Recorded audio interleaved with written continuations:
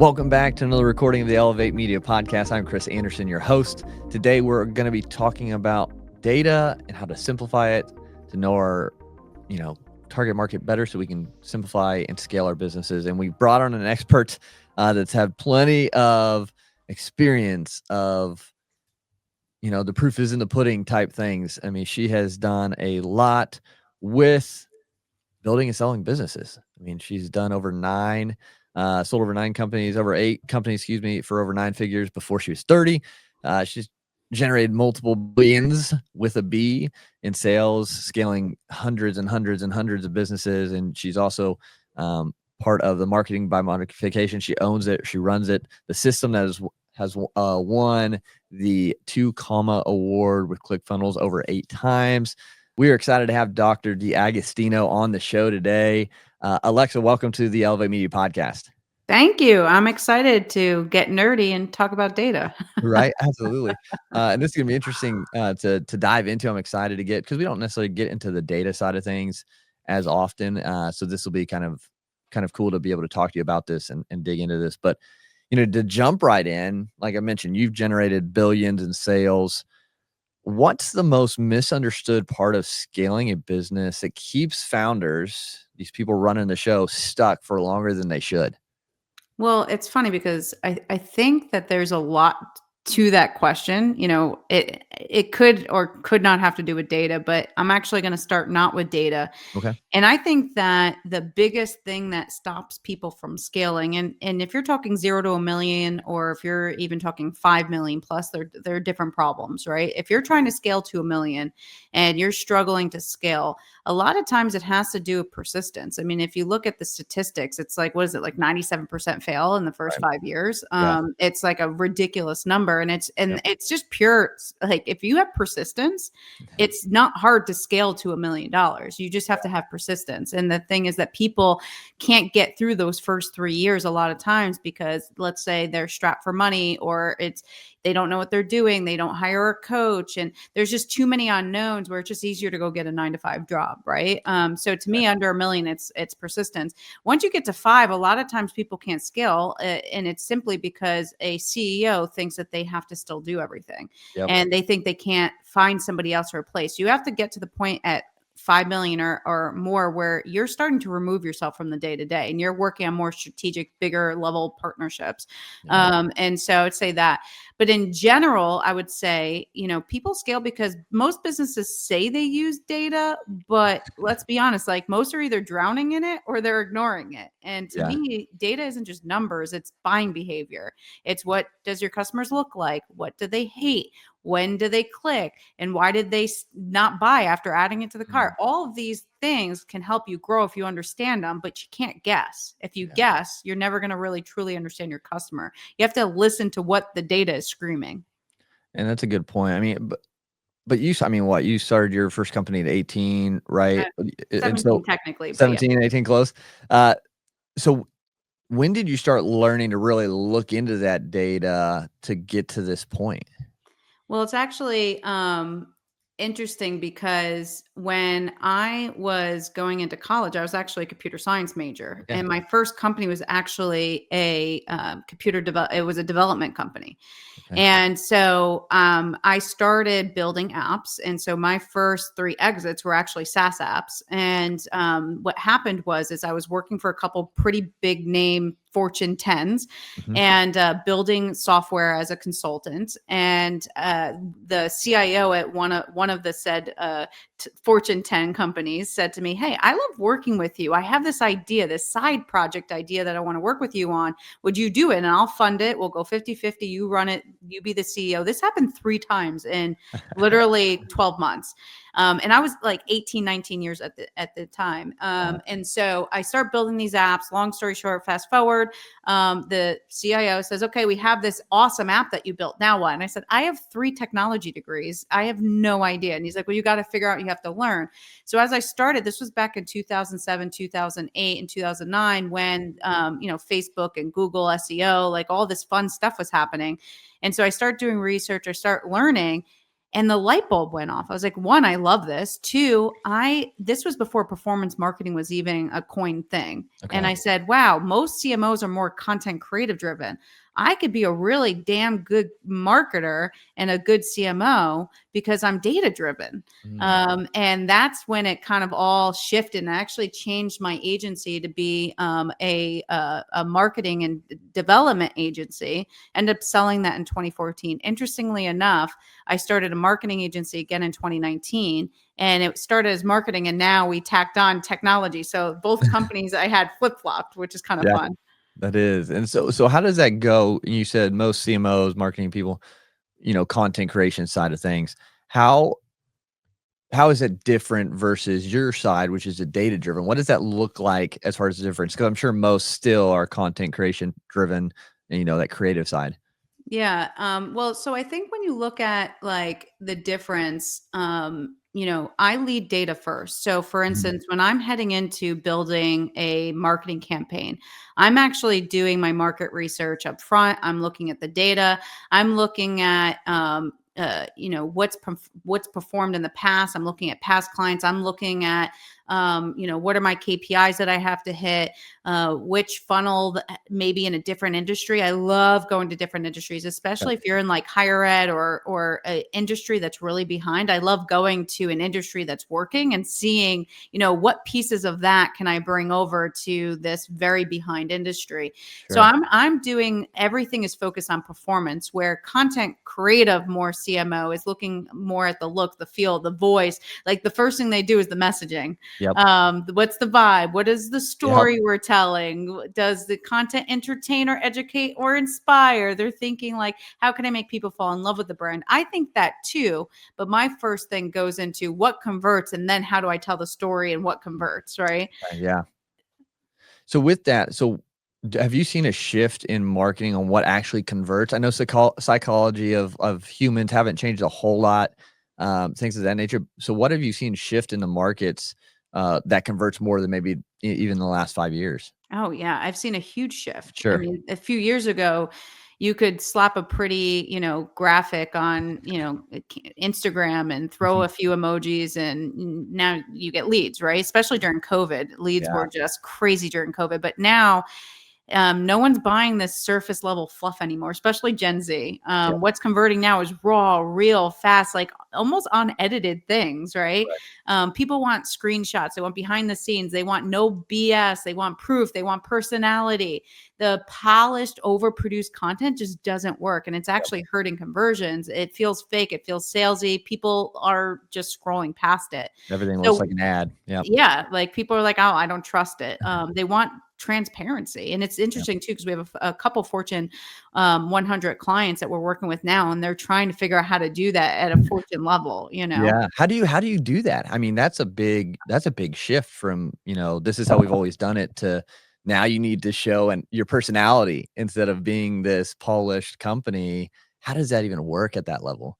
Yeah, I mean, it's interesting, right? So Yeah. what's working now is pulling out your phone and dropping a 30-second hot take. So Yep. when my clients at in events, in the past it was like, "Oh, hey, post about this event." And now we're like, "No, you take out your phone and you give me the hot take on what's happening at the event," right? So Yeah. that shift, and it's also quick carousels that teach something in Mm, that first okay. slide. People don't really want 10 pages in a carousel Right. anymore. So it's like, give me 2 to 3 slides to quickly get to it. And then stories with results. Like they want to see the actual story. They don't want to just hear, oh, we increased this client by 30%. They want to hear the story behind it. Yeah. And they want you to talk with them, not at them. And so I think the most important thing that we have to remember is that the people that are watching are people that they don't want to be talked at, but they want to have a conversation with you. They want it to be conversational. Yeah. So it's more of asking questions and understanding the why behind things. Yeah, I think that's so crucial, and, we run a video production agency, and we've seen this shift too, and so going more native, going more kind of, um, low key on the edits, but still, being structured in a way that tells a story, we see even the live streaming aspect coming back of people getting that, like, no edited, just straight, and the interaction too that they get with that, is becoming more prevalent because. we have so much AI now, so much content can be created so quickly and at a decent level. Now it's okay, how can we break through that and build that person to person trust online again? Yeah, 100% agree. And I think AI is taking it because you don't know what's real anymore Right. either with AI, Yeah. which is kind of scary. Mhm. And it's interesting because I just actually presented my business partner's the inventor of Amazon Alexa. He's Nice. one of the top technologists in the world. Okay. And so he and I presented at a conference how AI is going to change marketing. And I actually disagree that marketing's going to take over your team. I actually disagree with that. What it's going to do is change it. And the what AI is making us do is understand why marketing is important. And so for me, instead of hiring content creators, I'm actually hiring strategists.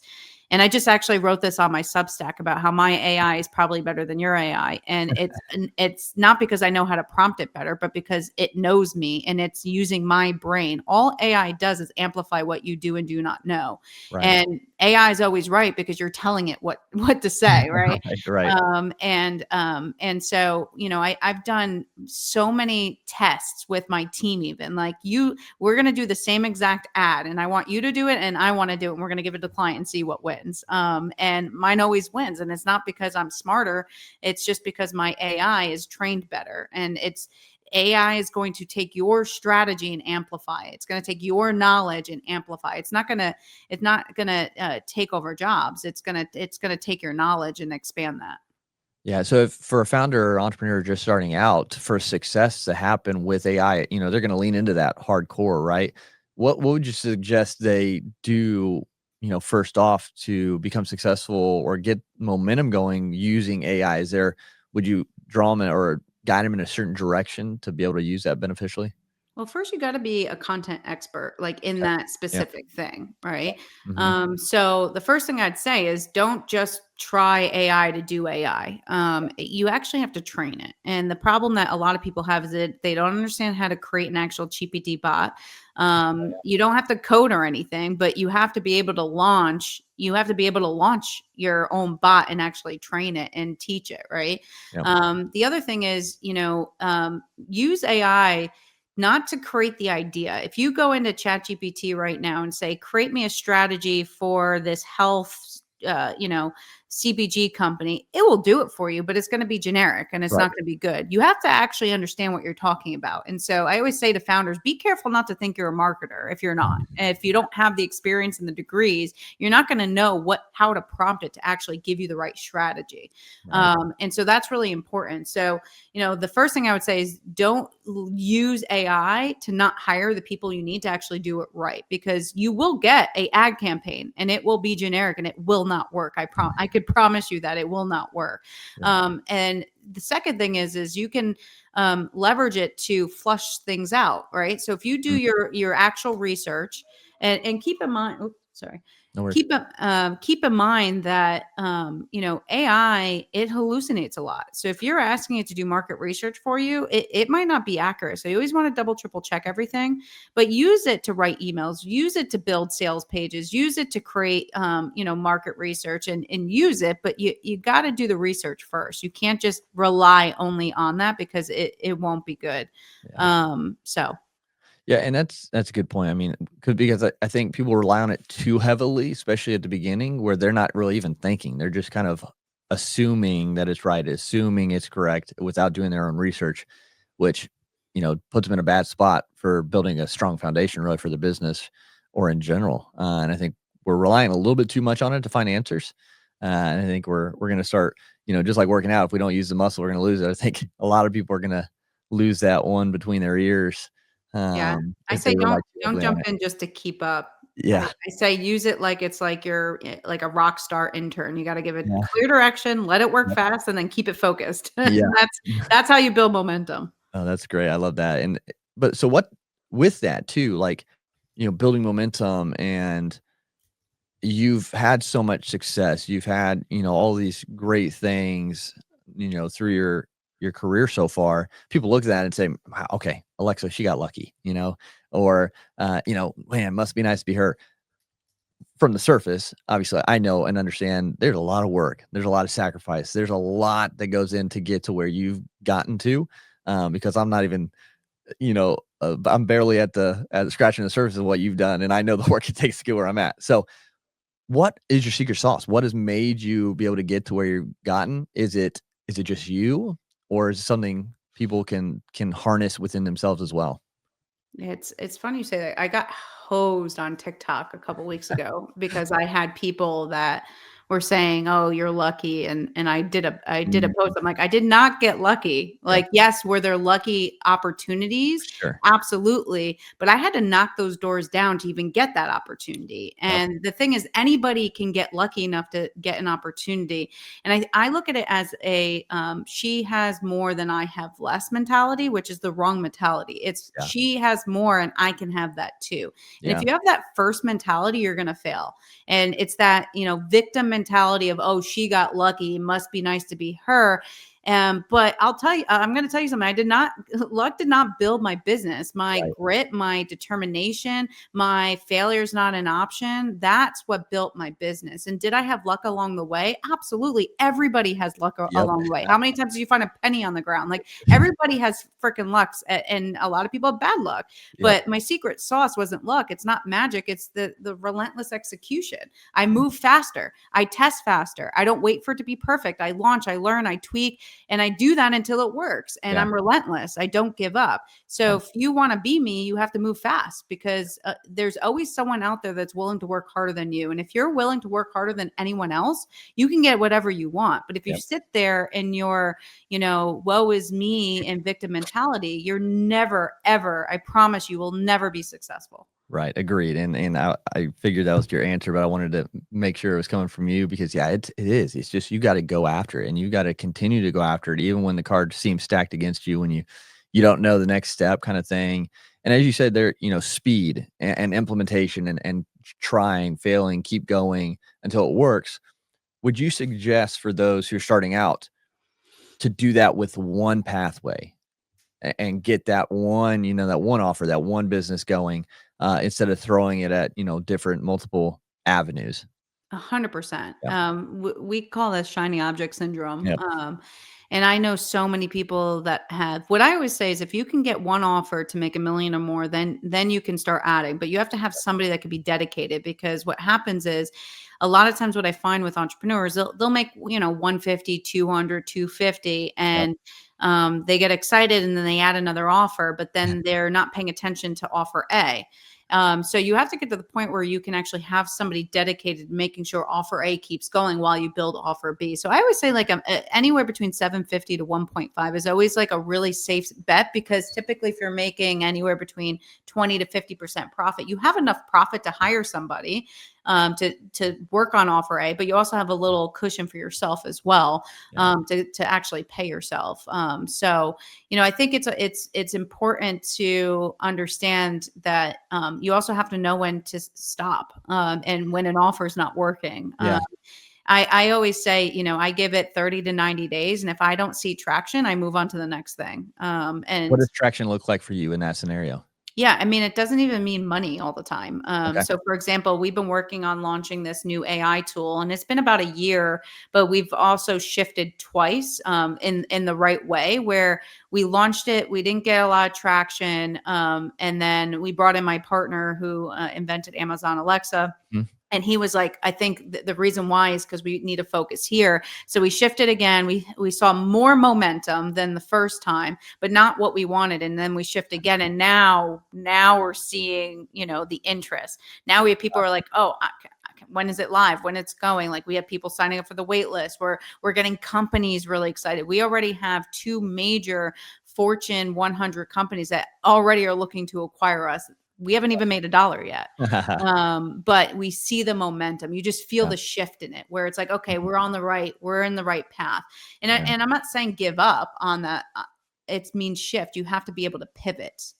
Gotcha. Yeah, and that's a great point is to be able to pivot and get that traction, whether it be just engagement, interest, even revenue, of course. So I'm glad to kind of like dive into that part. And you mentioned shiny objects in there too earlier, talking about that and how to stay on one pathway. And now we have, so many channels, right? We have so many social medias, we have podcasts, we have YouTube, we have everything, to pick from.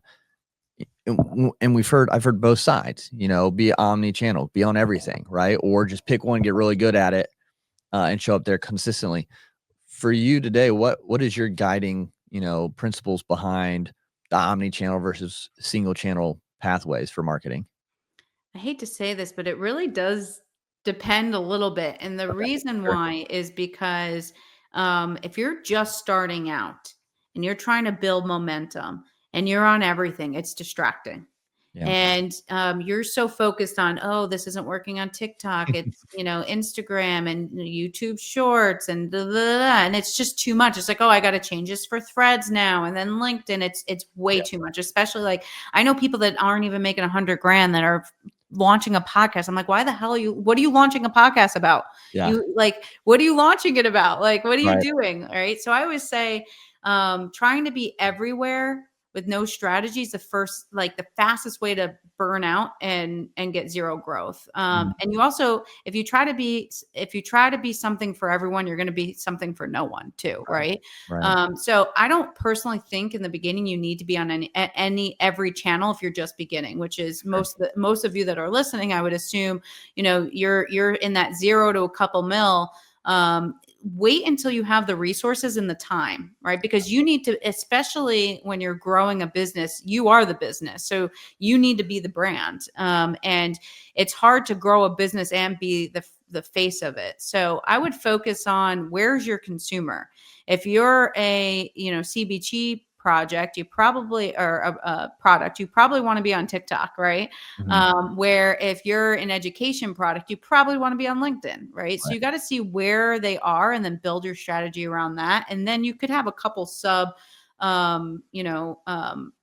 platforms. But the thing is, you want to make sure you have the names, and you want to have it. You don't want to have nothing on there per se, Mhm.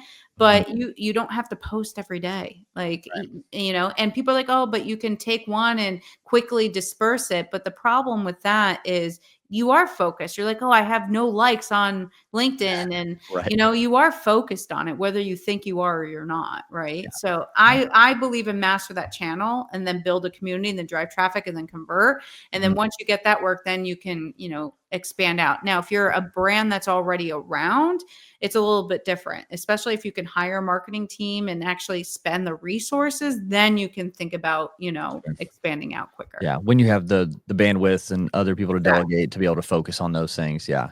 Yeah. Um, so, with that too, so when we're creating our marketing, platform or pathways or campaigns, all these things, what data are you looking at, or would you say should be tracked first? If you had to rebuild tomorrow and start another business, which I mean, you've started multiple businesses. So what is kind of the first data points you kind of start tracking immediately, that gets you on the right track? So great question. Actually, I'm so sorry. Can we Oh, pause for yeah. 2 seconds? I Yeah, just need to absolutely. make sure that somebody's getting my daughter. Hold on. Yeah, absolutely. Oh, okay, good. The nanny wrote she's going. Perfect. Perfect. Okay, good. Just want to make sure. Yeah, no, that's important. We Um, gotta make sure that yeah. all right. So this is a lot of times we're in a world where there's too much data. Mhm. And so you want to make sure that when you're building campaigns that the creative is only half of the battle, right? So what I say is if you're not tracking the right data, you're basically throwing spaghetti at a wall and seeing what and hoping it sticks, right? So the things that I pay attention to, you don't have to pay attention to everything. I think sometimes people get too, oh my God, did it come from TikTok? Did it come from Instagram? Especially with like Shopify, it's not really good at tracking. And there's so much software that you can use that tracks it and UTM tracking and all of that. But the truth is a lot of times people need up to 21 times now to see you Yeah, in a brand. And so whether it's first source, source, like a lot of times you're missing the in between. And so you might think, oh, TikTok's not working. Instagram's working great. Well, how do you know if it just because it's not last source doesn't mean it's not working, right? yeah, So I don't just look at sales. I look at everything. I look at engagement. I look at um, you know, uh, the impressions, how many people is this touching? Yeah. I look at traffic from, the website and seeing where are people coming from. So I know what to scale and what to waste time on or stop wasting time on. But I'm not quick to cut something just because I don't see the sales. I've done that in the past where I've cut something and then all of a sudden my sales completely plummet. Hmm. And I'm like, oh crap. And then like, what happened? I'm like, oh no, I cut TikTok. And I put it back on and the sales go up. Right. Yeah. And with emails and stuff, I'm looking at click-through rates. I'm looking at, are people actually interested in what I have to say? And then I'm looking at conversion on the site. And so I'm looking, depending on if it's service based or a CPG. I'm looking for 3 to 5%. If I'm not getting that, then I'm looking at what am I doing wrong? Why am I having low conversion? Yep. I A/B test everything. I A B C D E F G test.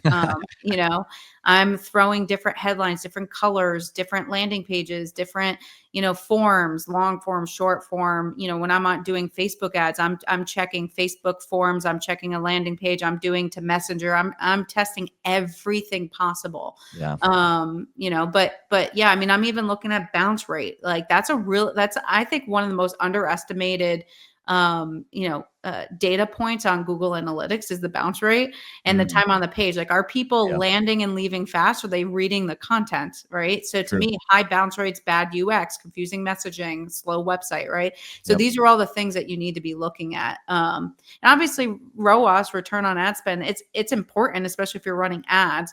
But there's so many other things around it that you can have a crappy ROAS and it's because your bounce rate is high and you have a terrible, slow website. Right. So there's so many other data points you have to be looking at. I mean, I can go on for forever, repeat for customers, you can go on and on. So there's a lot of data points. So is there something, because that could get overwhelming for someone just starting out who maybe hasn't tracked data points before or that much, or what way can we keep it simple for those who are just trying to say, okay, I need to really track data to figure this out.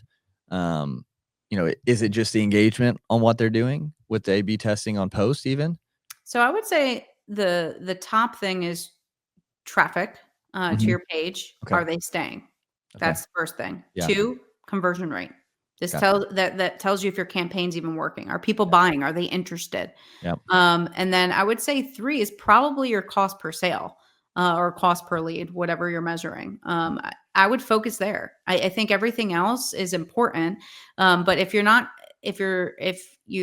have high engagement on your socials, but you have low traffic, converted traffic to your website, then you know that you're just entertaining. You're not actually selling them in your content, right? You're not convincing them to actually buy from you. You're just entertaining them. Yeah. If you're converting them to your website and they're not buying, or you have a very high cost per lead or cost per sale, then there's something wrong on your website that's not translating. You're capturing them in your social content that's making them interested. But when they go to your site, it could be the price is too high. Maybe the offer isn't what you said it was. It could be the site sucks and the navigation sucks. There could be so many different things. Sure. If you just focus on that, then you should be able to scale and run your business. Awesome. And with that too, like that was a great point you mentioned. They could come to your site and, the UI, UX isn't very good, or the cost could be too high. Do you see more with this kind of pathway of, driving traffic from social, from a podcast to a website, that those are more quote unquote lower ticket sales? Or do you see huge, 4 to 5 figure sales happening in that fashion? Or is that a different sales pathway where you get in front of someone and actually have to talk person to person? Oh yeah. No, I think it's everything. So for example, I mean, I have $10 to $30 CPG clients that I'm selling, and I'm funneling thousands of people to go buy. I mean, just yesterday alone, we had 45 new customers just yesterday, just from social. And so, I look at like social and podcasts as like top of funnel. Yep. And they're more of awareness machines. They warm people up, they build trust, they position you as the one, right? Whether that's CPG or service. For high ticket sales, what that does is it warms them up and it makes them interested in who you are, but they're getting to know you. People are much quicker to buy a $10 item, but they're a little slower to buy, a $10,000 service, right? Yep. Yep. So what sells them is how you funnel that attention. So if you're Mm. gaining attention on socials, it's now how are you funneling that attention? Yeah. So if you're doing low ticket sales like coaching or something like that, you're selling directly in your content. There's urgency, there's scarcity, there's a clear immediate problem that you're solving. It's a no-brainer, impulse buy. I have a 2-day sale, $500, and you can get coaching for me for a month, whatever it is, right? Right. Mhm. Where high ticket sales, it's usually not closing from a single post or an episode. It's normally where people learn about you. So for example, I have another client, and we're looking for investors. So he does billions in commercial real estate. Okay. And it's awareness, it's education. We're educating people, we're sharing industry trends. Never are we hearing, oh, I saw you on social and I want to give you $1 million. Most of the time it's, oh, I've been following you for 6 months and I'm in your emails and you educated me so much, I'm at the point now where I trust you and I'm going to give you $1 million, right? It's just part of the journey. So they're very, very different. So low ticket is volume play, fast sales, greater list building, where high ticket is more deeper trust, longer engagement, and more premium clients. Yeah. No, I love that. And thank you for breaking that down in a simple way. Because you got to look at it, which one are you going with, especially when you're starting out, focus on one, and then you can kind of implement the second as you get kind of that proof of concept, shown through maybe the lower ticket, and then, build out to the larger. But, we only, we rise to the level of our systems, right? We've heard that. And so systems obviously are important for you too. What would you say, one system is every founder needs, no matter what size business they have? And most likely starting out, they're not thinking of. Systems. I mean, I would say CRM. Yeah. A lot of people don't think. I mean, I call it Excel hell. Mhm. And I would say you need a way to capture your leads. And it could be an Excel. I mean, if you're really new and you have like 10 leads, okay, you can start with an Excel. But eventually you need some sort of system to capture your leads. You can't just say, check out, my website, and then there's no form that leads them anywhere, right? You've Right. got to be able to offer them some value on the landing page to get their information and capture them, and then put them in some sort of nurture sequence to Yeah. build that relationship. Like right now, I'm really using Substack, and I mean my open rate is 88% on Substack. Wow. It's Okay. insane. Yeah. And I have probably 300,000 people on that list, but it's become my way of how I don't even send emails out of Go High Level anymore, to be honest. It's all through Substack. It's pretty cool. That's awesome. But yeah, I mean, you need some way to capture people, keep them warm, and then follow up with them. So Yeah. many founders are like, oh, it's actually, so I did do coaching for like a hot second. And I used to make my students grade themselves. And so I Okay. said, I want you to grade yourself in these 5 areas. And one was lead gen, right? So how did you do in lead gen this week? So I jump on a call and he's like, your program's not working. And I'm like, all right, let's talk through it. And I'm like, why isn't it working? He's like, I have no leads. And I'm like, okay, let's go back to the last 5 weeks of your grading yourself and let's look at it. We go and look, and it's like, motivation, 5 out of 5. And he goes through and it said leads. And for 5 weeks in a row, it was 1 out of 5. And I'm like, because you didn't do anything to get leads. Like you weren't actually doing anything. Yeah. And he was like, oh, okay, that makes sense. Like, I guess you're right. Now that I think about it, I haven't done Data. anything. I'm like, leads aren't just going to pop up and Yeah. appear in your CRM system. That's good. Yeah, I think, and having a system, for leads for sure, and just setting those up, because I mean a lot of it's automated now, and you can tweak those, and you can get good data from these CRM systems to help guide you with that. But It's just kind of, keeping track so yeah, you don't lose them. yeah, even in Excel, yeah, you can, because that's where we started, and um, it's just knowing like how to nurture, how to continue to add value, especially in an age where everything is searchable, with AI now. Like how do you shift that? How do you add value when everything is so, people are like, oh, I just go chat GPT. I don't need anyone else's information. So it goes back to my comment earlier of Mhm. like now everybody thinks they're marketers, and Yeah, the reality is not everybody's marketers. sure, And my ChatGPT is probably better at marketing than your ChatGPT, right? sure. And it's to the value is what's actually important in what AI actually spits out, and so it's the knowledge, and I just use facts. Like Mhm. I just show data. And a lot, I can't tell you how many times I had two clients in the spring that wanted to cut us back and was like, our internal team's using AI. And I'm like, but Mm. you hired me because your internal team was more new. They weren't advanced, Yep. right? And you brought us in because we had the expertise. So they're still not going to have that expertise, even having AI. And now, in the last 60 days, both those clients came back to the regular package, right? Yep. Yep. But I mean, you have to be able to add context. AI can give you the fact, but you have to give it the meaning. And so that's the most important thing. That's the stuff that AI can't fake because it hasn't lived it, right? Right. Yeah. But you bring perspective. So when you go in, depending on what you're doing, like you're bringing perspective, Mhm. and that's your value. And so I always say, like, your knowledge, your perspective is something that AI can't necessarily give anybody, right?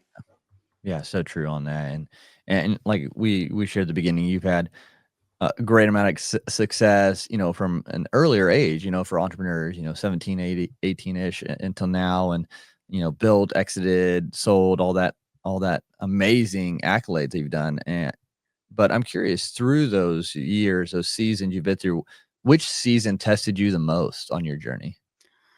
Uh, if I have to be honest, when I sold my fourth company, I sold it more. I mean, trust me, for a 23-year-old, there was a lot of zeros. But I mean, now I'm 36, and now I look back and I laugh because I mean, we make more in a single year now than I sold that Wow. first company for. Uh-huh. And I mean, this was 15 years ago, but back then it was life changing. It was a ton of zeros for me. I could go buy my first house. We traveled the world, like we did fun stuff. Yeah.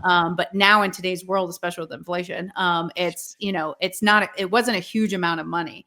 Uh-huh.